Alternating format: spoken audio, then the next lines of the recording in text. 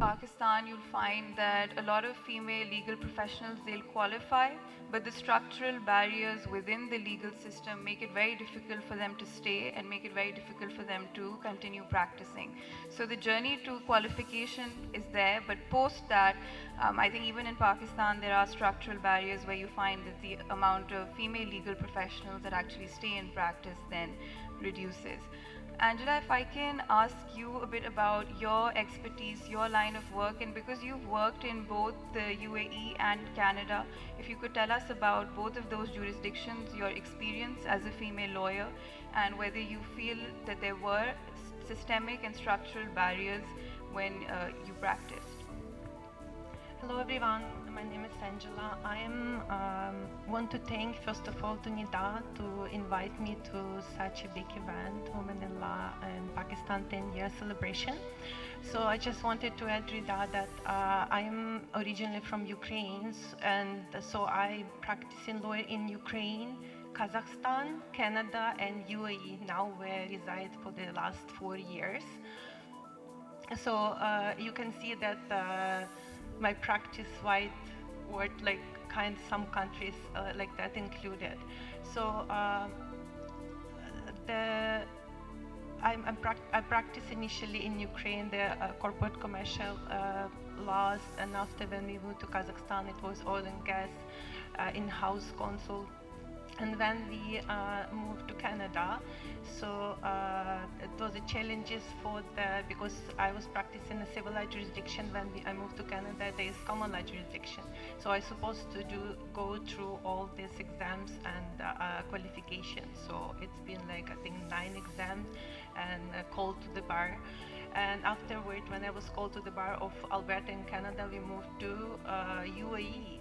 So it's a new way, new place. So, and initially I practiced corporate law in a law firm, and for the last 2 years I'm practicing like as intellectual property lawyer at Adam Global in Dubai. This is a local corporate company, like in-house lawyer. And I continue working with Canadian clients online with my law firm, Osuji & Smith Lawyers, where the law firm where I work in Canada very diverse. So we have different nationalities. There's like I would say 50-50 or even like more lawyers working in the law firm, and we speak 40 languages, different languages and different nationalities, different religions. And also in Dubai, where I work now, we have a very diverse company where we are from different backgrounds.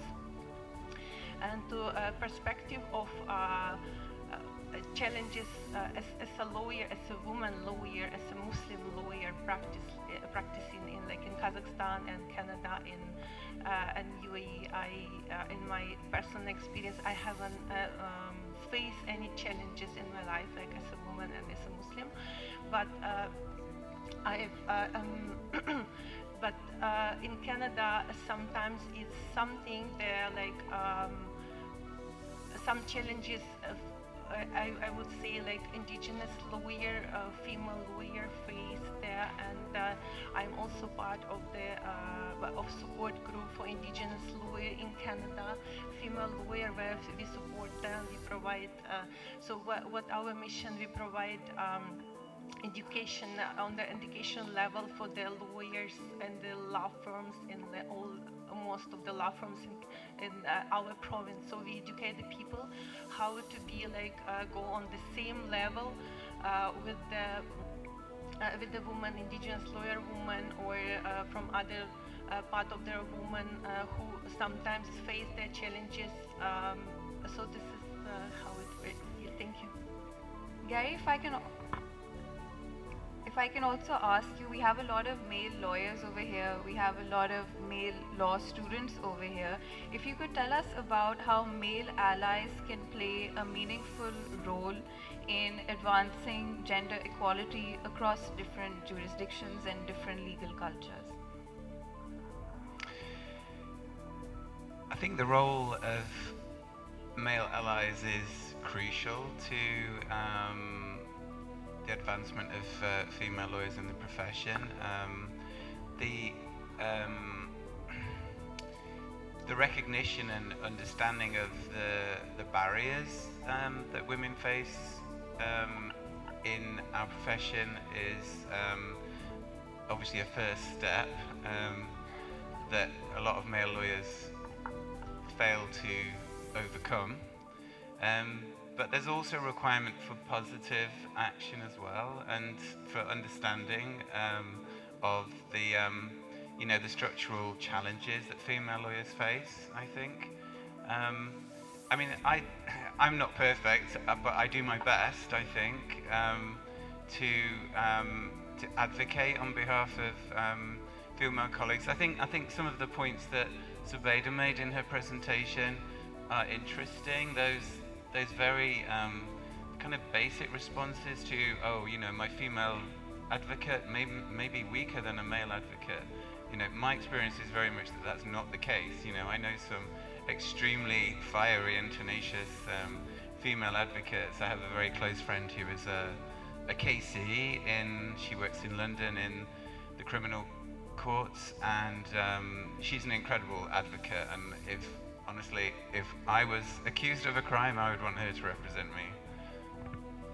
Anzhela, if I can ask you, Gary spoke about positive action, and something that we've advocated for a lot in Pakistan is affirmative action, because our constitution also contemplates affirmative action, and for the state, the government to take steps towards affirmative action.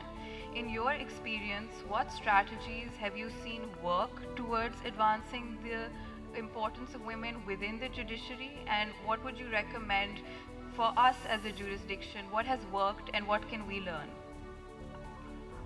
So the strategy, what implementing, I would say in Canada and UAE, that education and on education level. So to educate, to provide some education, educate the same like men lawyers or any other men. So they educate them that the woman and men, they have the same rights for the perspective of even to go to the court or represent the clients, And also, I wanted to add that the male role also very important, and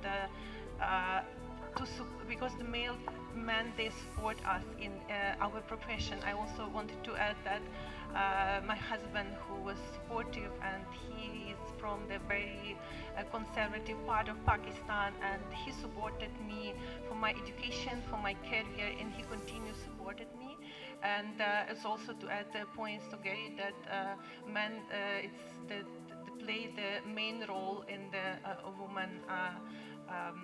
Women lawyers also career, and also men lawyer, they need to provide the woman the right, or to give her show the way, or let her speak on behalf of the clients, and not tell them, okay, some men, they say, okay, lawyers, we want to speak, the lawyer, women need to be stay behind. Sorry पीछे अगर थोड़ी आवाज़ ज़्यादा आ रही है, वो जब बोल रहे हैं, तो आई वुड रिक्वेस्ट कि we can keep the discussions for later. Gary, I'm going to ask you about your specific line of work. You've worked in refugee law, you've worked with female clients that have been through gender-based violence, that have faced persecution. In your experience, when you have seen these cases, what are the challenges that female victims face when they are documenting evidence or putting their account forward, or whether it's for refugees or for immigration? Thanks, Rita. I think this is something I've been conscious of throughout my years of practice. Representing female asylum seekers, I've come to recognize that they face a kind of an inbuilt disadvantage from the word go. Quite often the authorities will treat a female claimant as merely a family member. So if they're here with a husband, the husband will always be interviewed first. And quite often the husband doesn't have the strongest case, The woman may have faced perhaps less overt pressures or problems, but they are often more ingrained and more difficult to evidence as well. So, you know, the question of proving a case of, for example, gender-based violence is intrinsically more difficult, I think. I mean, in the UK, the whole kind of area of sort of gender-based and sexual violence against women and girls was not really considered an issue for refugee and human rights law. We then, some very talented lawyers in the late 90s took a case all the way to the House of Lords, which is was our highest court of appeal at that time. A case called Shah and Islam, which was a case involving two women from Pakistan who had faced sustained domestic violence and accusations of adultery, which had the potential for them to face very severe persecution or punishments under Pakistan's religious laws and ordinances. So it had been accepted in the lower courts that the women would face serious harm, but in order to cross the threshold for that to be persecution under the Refugee Convention, they had to prove that the serious harm would be for one of the five Refugee Convention reasons. So, I mean, you may be familiar, you know, race, nationality, political opinion, but there's a final one, a particular social group, and that's what these women and their lawyers acting for them, they succeeded in arguing in the case of Shah and Islam. The court decided or found that women in this particular situation were members of a particular social group and therefore could benefit from the protections of the Refugee Convention.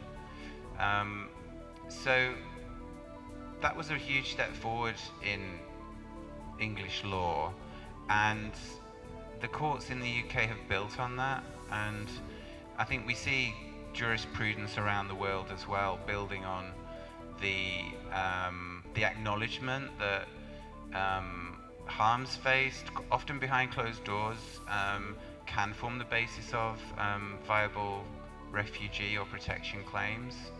And I think something needed that I've learned over the years, and it's something I really do stress to my junior lawyers as they train with our firm, is that it's vital to understand or really try to put yourself in the shoes of your client when you're taking instructions. So at a very basic level, if a woman has a story to tell, offer her the opportunity to tell that story to a female lawyer. Be aware of cultural and religious barriers that might make them uncomfortable talking to me. We have the opportunity in the UK to request female interviews from the government officials, the Home Office, who process asylum claims, and we go a long way, I think, to providing evidence of harms that are suffered in private and that are not, it's not somebody who's overtly political, for example, who's speaking on a podium and being reported in the newspapers as a political dissident. The task of evidencing these kind of cases is more difficult, but that shouldn't make us shy away from representing people in those situations. And Anzhela, before we move on to questions from the audience, if you could also quickly tell us, because you've done cases in the courts in Canada, family cases in the courts in Canada, and in Pakistan often when a woman approaches the legal system, that in itself becomes a re-victimization and going through it again because of the attitude of the court staff and generally the attitude of even certain judges. How has your experience been when you've represented women in family cases in Canada? Yeah, thank you, Rida. So I would say that the justice system in Canada, they try to support and the female, even for the family matters. I represented my clients, many clients, more than 100 matters for family matters, and mostly it was female. And as me, as a lawyer, that I never faced any, I would say, it was always support from the, we mostly had the male judges, yeah, and I always had support. And I remember that when I was still, even though I had experience back in Kazakhstan, Ukraine, but when you come to Canada, you have kind of start from scratch, even though I was senior position previously, and I've done exams, and after the time of the articling position, when you have to go to the court and you announce, I am the articling student, they see I'm a senior position, like a senior lawyer, but looks like student.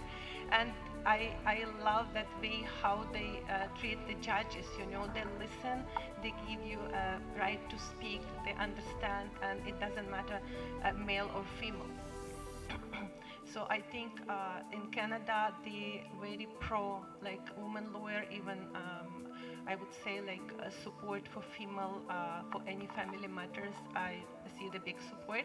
And I wanted to add that in UAE, I also one of the founder of the Ukrainian Ahavat. So Ahavat, it means sisterhood. So this is Ukrainian Muslims. We have more than 130.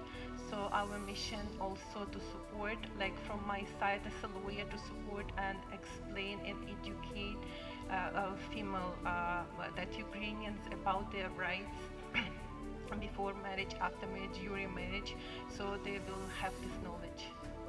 Thank you. We're now going to allow the audience to ask questions. I would request that the questions be short so that we can accommodate as many as possible. And if you could tell us who you're addressing your question to and raise your hand, we'll hand you a mic.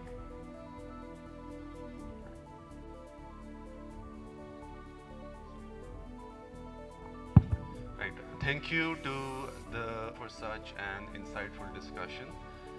My question is, and you've touched upon this already somewhat, but there is a huge anti-immigrant strain world over, not just in the UK.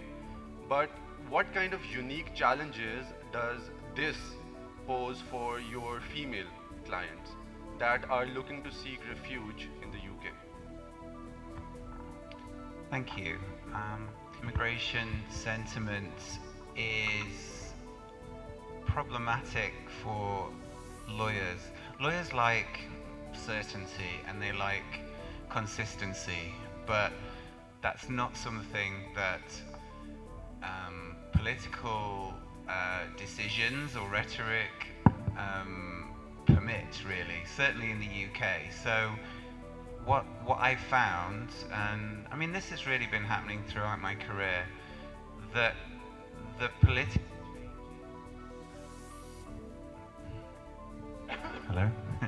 the political changes, constantly shifting the barriers and the boundaries of what we do, making it difficult for us to practice as lawyers.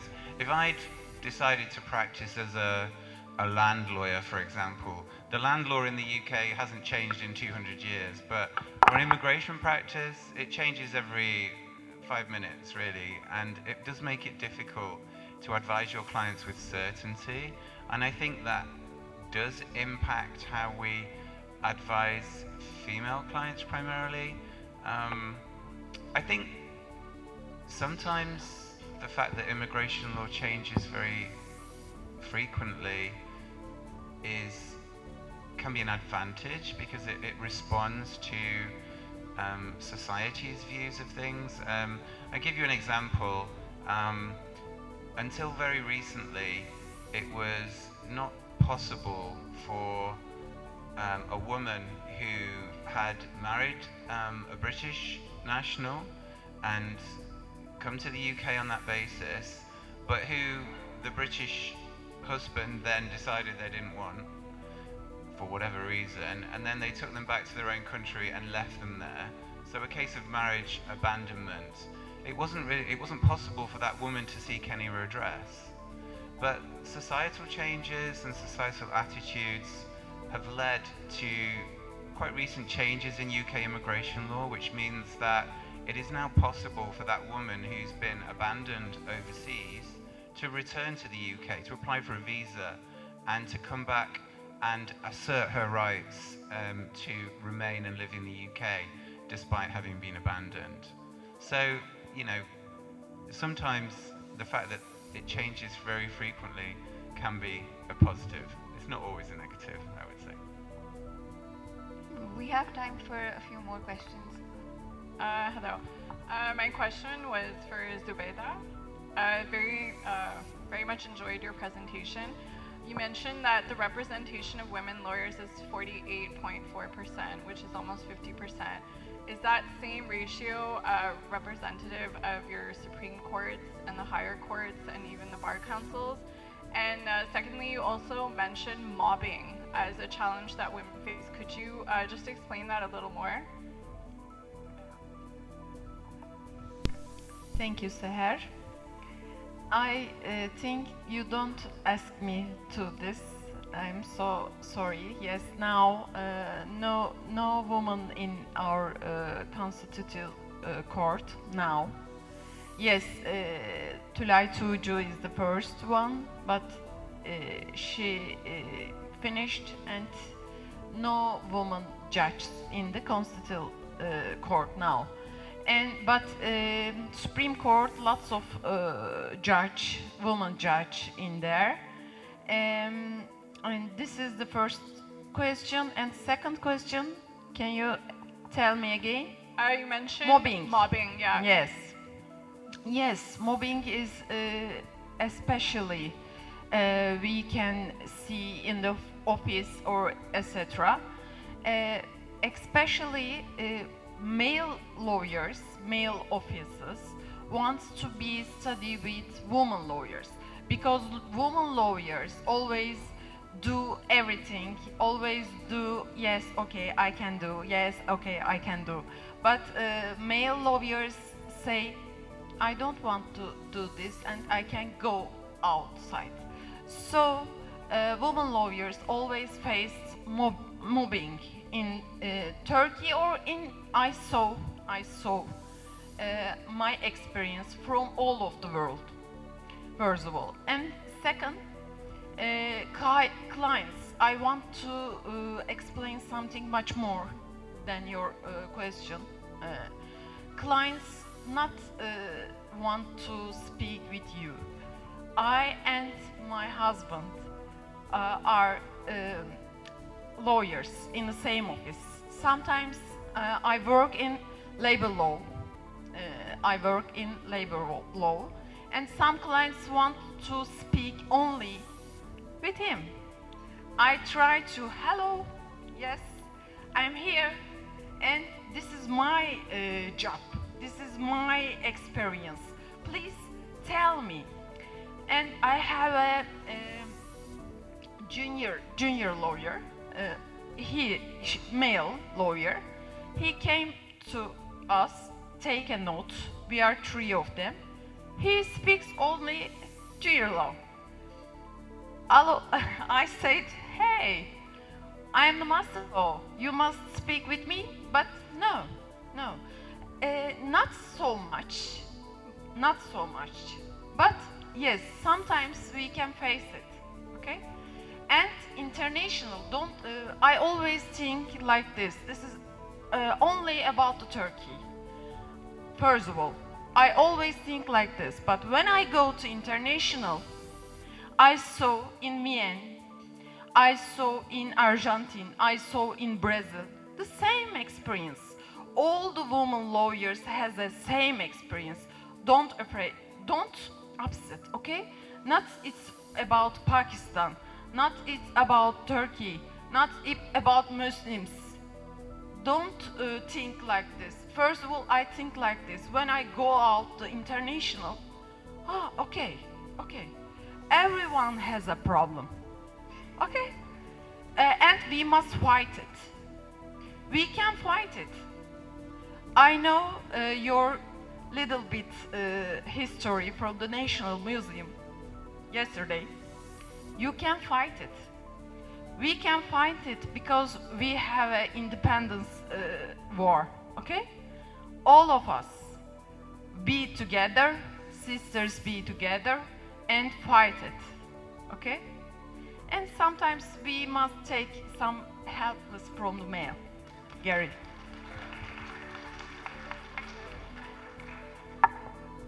We do have time for a few more. Yes, thank you, Rida, and thank you to the panelists for such an informative discussion. My question relates to the last point that Zubedye has made. So, all the panelists come from diverse backgrounds, and you would have worked with female lawyers or female colleagues.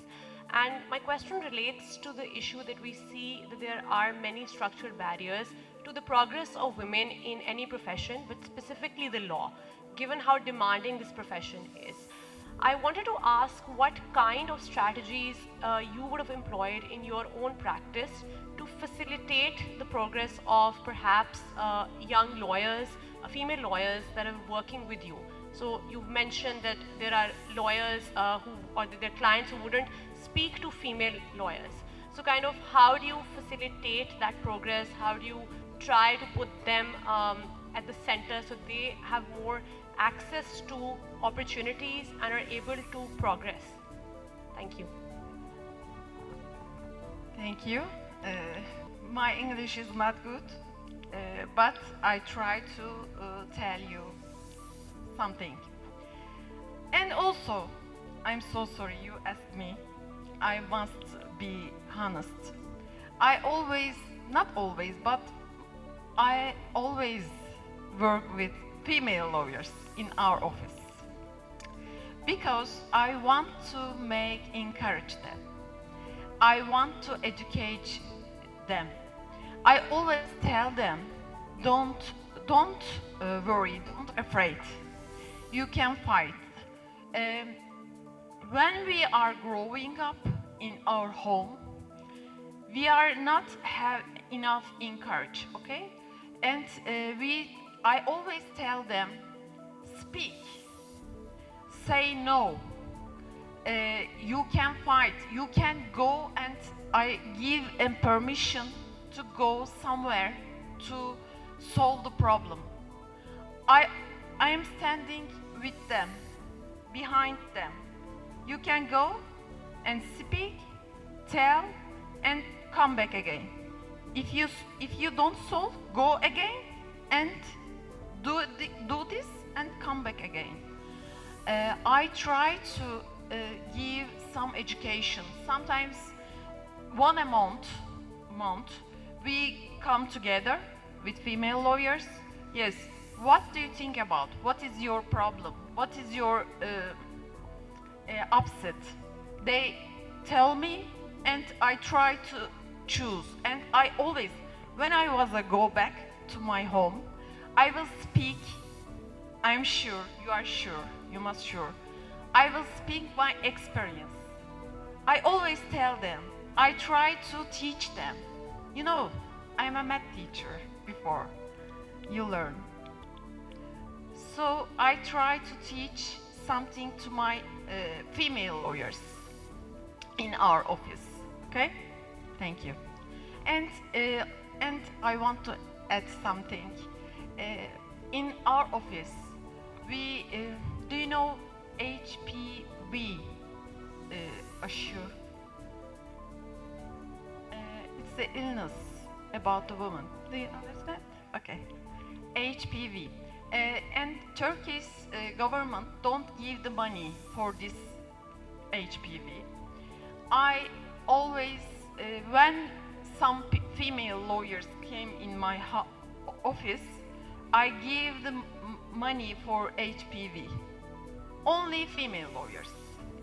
I do this because it's very important for me, healthy, female healthy.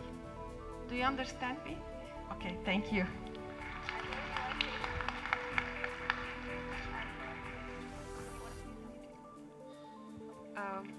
I think that is all. I'm going No, to I have a request. question. Can I have a question? I think that okay. Thank you so very much for this very interesting discussion. So my name is Dr. Amara Farooq Malik. I'm representing AF Malik Law. My associate Amal has insisted that you should talk about the brand name, not just your own name. But I feel that as female lawyers, it's so important that our names come out. And I have two questions. I have a reflection, which maybe I'll share with you later, because my husband and I also started doing law together after a long struggle of 20 years. And now our daughter has joined as a female lawyer, young lawyer in the firm. And I will add this to your, Zubeda, to your comment. When my husband and I started working together, we were already both of us headstrong lawyers. And that's the problem with lawyers. If you're a good lawyer, you are headstrong. And you will want to get your way. So between husband and wife, it becomes a very challenging situation. And add to it a daughter who is also headstrong. And she also wants her own way. So we decided that when clients came, and the same problem happens, that lawyers want to talk to the male in certain cases, and they assume always that you are going to be a family lawyer when they see a female lawyer, when she might be qualified as a corporate lawyer like myself, and I did not practice in family law. But how do you, so coming to your question to you, and I'll tell you how we manage this later on. How did you find space for yourself within your relationship and as a lawyer? Okay, so I found my space. I'll tell you how I did it. So that was the question to you, and the question to I think Anzhela. we're running a little bit over time. So Oh, sorry. We'll have So I'll time do a later. quick question. Yeah. Can I do a quick question? A question for you is, you've said you were in Canada, you were in the UAE. How did you transition from Canada to the UAE? Because you mentioned that you gave the exams in Canada. How did you transition to the UAE jurisdiction? What were your barriers to entry in the legal profession there? Also, because again, my work is in Canada and we want to go into the UAE, so I'm curious to know how you made that transition. Thank you. Thank you very much for the question. So it was interesting initially transition from Ukrainian Kazakhstan, because Kazakhstan was part of USSR. So when I even though graduated in Ukraine and Kazakhstan, it was the same area, so it was not challenging. But when I moved first, I will tell you about the Canada. It was very challenging because you need to, and I think it's in every country, if you enter, you cannot, like from my own experience, you cannot right away be a lawyer, even though you scream, oh, I have experienced that and that, nobody cares. When I entered Canada, at the same time when I was doing my exams, the 9 exams, I was supposed to work as a legal assistant. It's like a lower level, but I'm happy I did that way because I practiced, and because even though you can be an expert in that area of law, but you need still to know about that law in this area, and also like how the system works. So, and when we moved to UAE, yeah, it was challenging. We moved, and when at the same time when I was called to the Bar of Alberta online, usually we do in the court house in Canada, and the official ceremony with the judge, yeah. And it was a COVID time, so I was called to the bar online. And right away after the call, my husband said, "Okay, dear, we are moving to UAE." And I'm like, "Okay, we are moving to UAE." And I've been free for 4 or 5 years. I've done this family for kids, and my husband was working at that time abroad. And I passed that exams. I'm the lawyer, I'm the Canadian barrister, solicitor, notary public. And my husband, no, we are moving there and we will see after. I say, okay, good wife, listen, the husband. So we moved to UAE, and I'm the person of network. So And before even moved to UAE, I started searching connection in the UAE. And as I learned from Canada that you have to go for networking event, communicate, and then you will find the work, place. So when I moved to UAE, I started to connect to the lawyers, and I learned that transition, and especially for the law perspective to practice, you don't need to do any exams, nothing. They even did not ask me about that whatever I had experience in Canada. They say, okay, you have Ukrainian LLB done, you can practice. Yep. So, but in UAE, for the international lawyers, it calls like legal consultant. Like, so we cannot go to the court. Only the local lawyers, Arabic national who lives there, resides, they can represent clients into the court. In some of them, for example, there is the arbitration cases at DFC, which is common law, so I can go and represent the clients.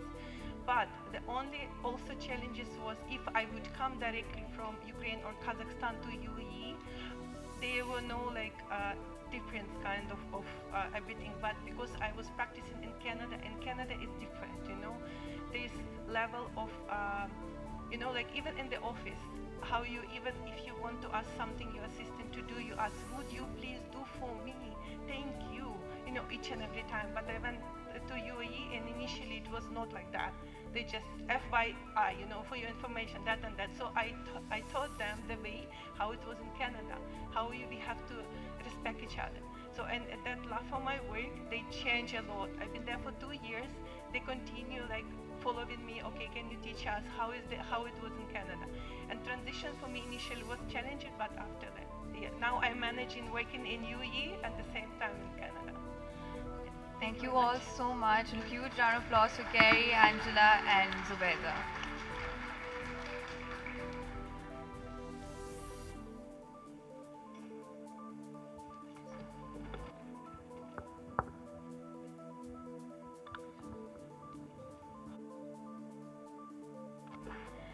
All right, so that was a very beautiful and a very insightful discussion, and I'm so glad, so thoroughly immersed as well.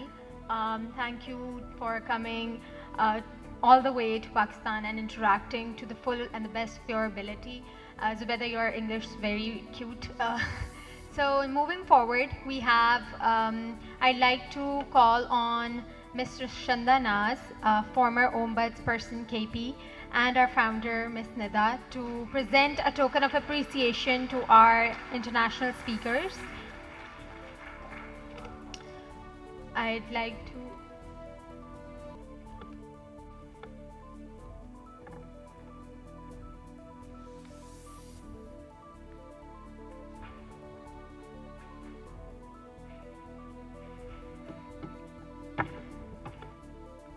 first up we have Ms. Zubedye Aksay. Thank you so much, Ms. Zubedye.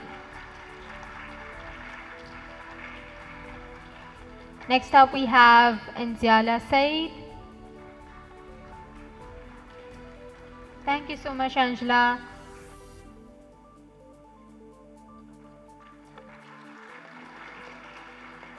And now the last of our international speakers, Gary McIndoe.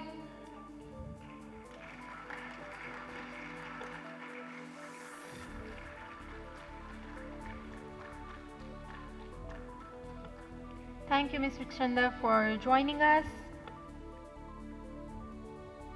And now I'd like Nida to stay on stage because one of our speakers has something very beautiful prepared for you. Anzhela has something to offer. Anzhela, for this beautiful gesture.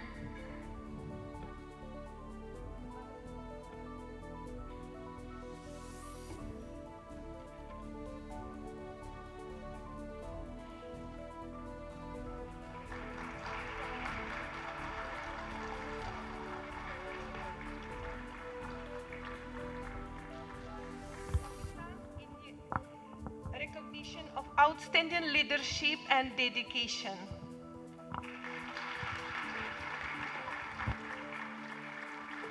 Thank you, Anzhela. Thank you so much, Nida. And thank you to all of our international speakers again.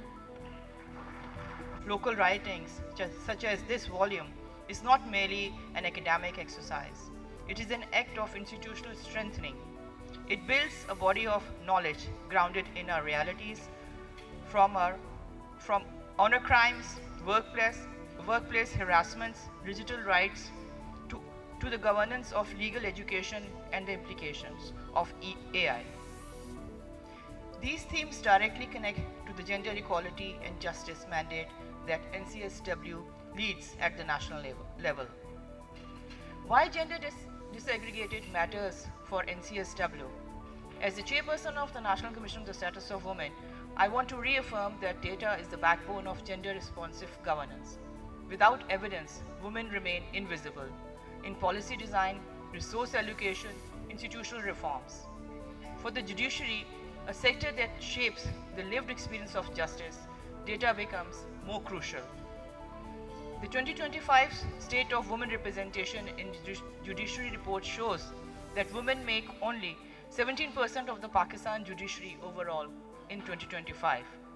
Representation in the higher judiciary remains at just 5%, unchanged from the baseline conducted in 2020 and 2021.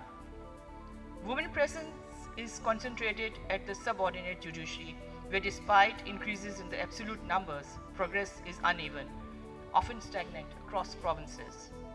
Similarly, the 2023 report shows women were 17% of the judiciary. They came from 15% in 20, but with the minimal gains at the senior level. Structural disparities persisted across provinces, especially in KP and ICT, showing the highest percentages, and AJK, Balochistan, and Sindh lagged behind. These facts are of concerns, and they reflect how deeply representation gaps are embedded, but they also highlight why such data work is indispensable. At NCSW, we are committed to institutionalized data systems that reform how Pakistan sees and responds to gender inequality. This includes the Gender Data Portal and the National Gender Parity Framework that NCSW is developing and finalizing. A national push for gender disaggregated datasets across all institutions, including justice sector bodies. Partnership with judiciary stakeholders, legal education bodies, and women in law networks to supply credible open source data. The judicial reports before us from 2020 as a baseline and this 2023 as a supplementary analysis, and now the 2025 edition play a foundational role. And they act as a mirror to where we stand, a benchmark to track annual progress, a diagnostic tool to identify structural gaps in recruitment, promotion, and appointments, and as an advocacy instrument for gender-responsive judicial reforms. And these reports provide the kind of evidence Pakistan has historically lacked. Consolidated province-wise, tier-wise, and updated annually, they give policymakers, including NCSW, the basis to demand change. When women remain only 5% at higher judiciary, the percentage remains unchanged for years. It limits the diversity of the perspectives that shape jurisprudence. It also affects how women and children experience courtrooms, the sensitivity of decisions in cases of GBV, family laws, and labor rights, inheritance, and custody, the legitimacy of justice in a country where nearly half of the population is female. A judiciary that reflects society's diversity is not only a matter of numbers, it is a matter of justice itself. And today, as we celebrate this book, a testament to local evidence-backed critical legal thought, I want to emphasize that knowledge and data must be led through reforms. And we need institutional commitments from all the